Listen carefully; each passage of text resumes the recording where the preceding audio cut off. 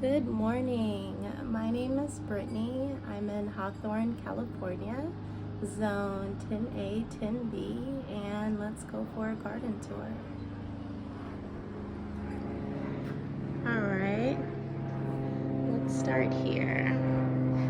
I've realized that I can grow arugula in these really inexpensive Dollar Tree stacking planters, and then as the days get warmer and the sun gets stronger, I can hide it behind other produce in front of it so that it doesn't bolt.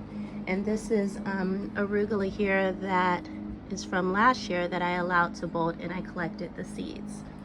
Still trying to push out a combination of cold hardy plants and bringing in my spring plants. We have kohlrabi in the top planters and different types of lettuce in the bottom planters. Here we have irises. I brought the tubers from Virginia from my parents' home in Chesapeake. Growing radishes in these grow bags, and what I have done here, and I do various areas that I realize works well, I've sort of cut out the bottom of the grow bag so that these are actually little mini like grow bag raised beds because it's open from the bottom, so that works well when I want the plants to connect with my earth. Let's go this way. All right, so in the twin beds here, we have mustard greens. I have some bush beans. I have everything. I interplant intensively. The only downside to that I've noticed is powdery mildew because the marine layer blesses us with that fungal disease. Okay, so we have collards and parsley. I'm growing sunflowers around the border with the intent of allowing them to fully dry and then use the stalks as a trellis for my cucumber.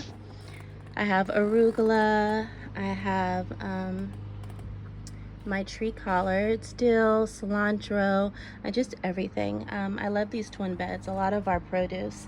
And to date, I'm able to grow about 40% of produce for my family of 6.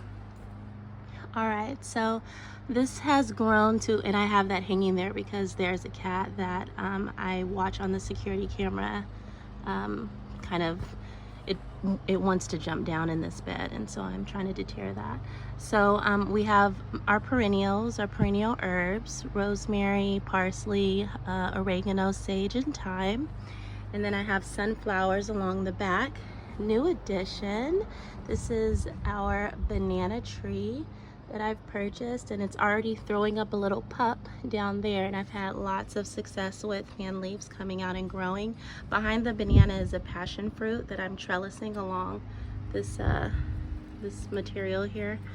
I have sunflowers, zucchini growing here. I still haven't had my first successful harvest. I've had a couple zucchini pop up and I've pollinated, but it didn't take, so I'll keep trying. This was our family's Christmas tree. Instead of purchasing a tree every year, I wanted to go the non-traditional route and just have one tree, and then it'll be our holiday tree throughout the year. Maybe I'll decorate it depending on the holiday, but we'll bring it inside for Christmas. Another new addition, satsuma. This is a satsuma, that I purchased from a local nursery that I am falling in love with, since the one that I would always go to recently closed down since they're retiring. Peppers in here, a little bit of everything. This is kind of in limbo, finishing up the cold weather crops and bringing in the spring crops. I have beets, nasturtium. All right. Our we do have a navel orange back there behind the rain barrel. And I almost forgot to mention, I put it up in a short, but we actually harvested our first blue oyster mushrooms, a short that I posted a couple of days ago. So we have here a Valencia orange that's putting on some flowers. This is another new bed, last bed, no more beds. Last bed that I put in, this is our Philadelphia Eagles Super Bowl victory bed. I was so nervous during the game. I just went out here and put this bed together and watch TV from outside, watch the game from outside. Sunflowers coming in that I sowed in the back. We'll see how this crop of broccoli does. What I'll do is, because LA, I think we may even get 75 to 80 degrees in a couple of days. So that's not going to be great for my bok choy and my broccoli. But I'm going to get a shade cloth and see if that helps. And if it doesn't, you know, I know that, well, I'll probably just try it again next year. I have amaranth in the sides of the bed and just different lettuces intermixed. We have our apple that's putting on flowers. Super happy about that. This thing never really went dormant. The coldest night for us this winter was maybe like 39 degrees for a couple of hours in the wee morning. So maybe that, I mean, that has to be why I didn't drop the leaves. Unlike my stone fruit here, my Rosa plum did drop most of its leaves. So that'll wake up soon. I tucked this raised bed here because I wanted aesthetically a different look, and then also just to move it out of the way but to keep it. This is my first raised bed when we created this garden, when we first moved here a couple of years, three years ago. Under here I have put, let's see, this one was not the shiitake, not the blue oil, oh, the wine cap. They're wine cap mushroom grains, not grain spawn, sawdust spawn. That's in there, layered with wood chips and straw. Another raised bed that I built here, I've put cucumber and squash. Another sort of method to keep that cat out of my beds. I put asparagus in here. I usually don't see it patrolling in the daytime, so we'll move that. So little baby, oops, got you. Little baby asparagus that I have here. Oh, look at that. I love seeing it grow out the spears and then it turns into the, what is it? I can't think of it right now, but it's really interesting. I love watching asparagus grow, the ferns grow out, and then the sunlight pulls the energy and makes those roots stronger. So that's been really fascinating to watch. Nasturtium, squash, couple of garlic, couple of carrots. New here, what I did was I had an extra raised bed handle that I just flipped on the side, and made another little bed here. Excuse my little garden dog, she gets jealous. Blueberries, also a great plant there. All right, nasturtium. So I'm excited. I'm getting into apothecary and medicinal plants. It's a whole world. I'm taking my time so I don't feel overwhelmed, but I have calendula. I have an echinacea. This calendula took over. I was like, oh Lord, it grows like this? Okay, noted, because I wouldn't have placed the echinacea here because it gets shaded out, but as long as I kind of support it, I think that they can coexist because the bed is so deep and I have really great soil. A lavender.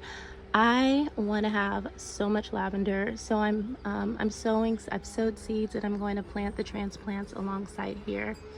Random garlic, a Jimmy Nardello that overwintered. I probably didn't even need to cut the leaves off because we didn't get that hot. So I'm going to today actually put a trellising system for this grape. It's the flame seedless grape. And so I'll just get twine and connect it from cattle panel to cattle panel. Our second year asparagus, look at this. I just want to break it off and eat it, but I know I can't. Look at this, it's so much thicker than the little babies. I added some more babies here. Oh, I pulled that up too hard. We're just gonna act like that didn't happen. There we go. All right, more calendula. This is a raspberry that I purchased from Sprouts just to try something different. I usually go to my local nurseries, but you know, I like having options. We have beets, We have a Chinese red long noodle bean growing up. I put some carrots here, but I'm not really in a big push for more carrots given where we are in the year. I just purchased potatoes that I have placed here, so I'm excited. I'm going to keep, so what I've done here, because you know space is limited, where this is about 350 square feet, and it's 300 feet of growing space. So I want potatoes. I want nutrient and caloric dense food because I have 4 kids.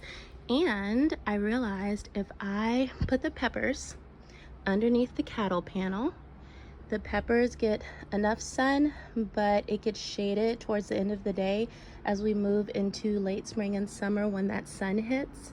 And so that'll get the shade. Now, putting it here, I've sort of made another raised bed here that'll always have potatoes and sweet potatoes. And then maybe in the winter, this will be my carrot bed and my, parsnip, my root vegetables. So I'm really excited about that idea. I think it'll work. Let's see. The purple potted pole beans, my kids love them, and so do I. And then our loofah. Other videos I've shared my struggle with growing, but this is literally just a volunteer plant along with these 2 tomatoes. These are sun gold tomatoes. These are volunteers from my compost. But look at this. I'm so excited. I'm growing loofah. Like, such a win. I can't, like, my kids don't quite understand. I can't wait until we cut it up and it's like, oh, let's, take a bath and here's the sponge from the garden. That's pretty cool. All right, more kohlrabi, another squash. My daughter bought this for my husband on Father's Day. It was just a little styrofoam cup with some seeds that just germinated, and a caterpillar got in there and absolutely demolished everything. It was like one little plant that I was holding on strong because she'll check in on it, my 5-year-old. And so this is her snapdragon, I have come to find out, and I am so happy that it's there. It's something that my daughter's brought into a special place of ours. Random carrots here. And I think that's it. Plants that I have recently sowed and are growing. I have more peppers. I have bunching onions and leeks. I have chives. I have tomatoes. Green stalks. It's like the strawberries are like, it's so warm, I want to grow, but then at night it gets kind of cold, and so they're like, no I don't, not yet. I have a lot of white flies on it. I'm not treating it yet. I may not see, because look, the ladybugs are coming. We love ladybugs. This is another green stalk that I put peppers in, a couple eggplant, and bay laurel. Yeah, so I'm happy with that. I want to say that's it. Is that it, Belly? Is that it? It's our little garden dog. She tries to catch the flies.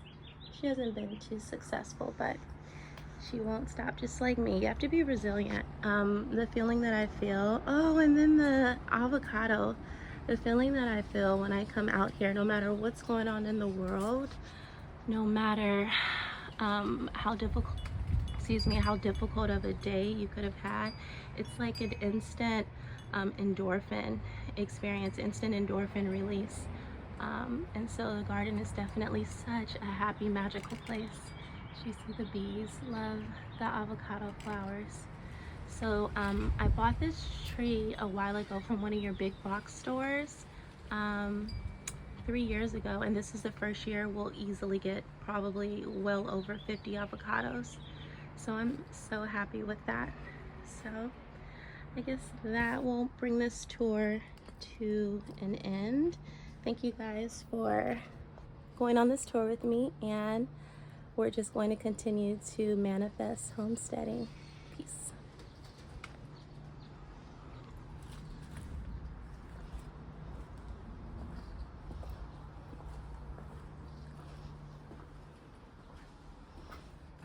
Belly.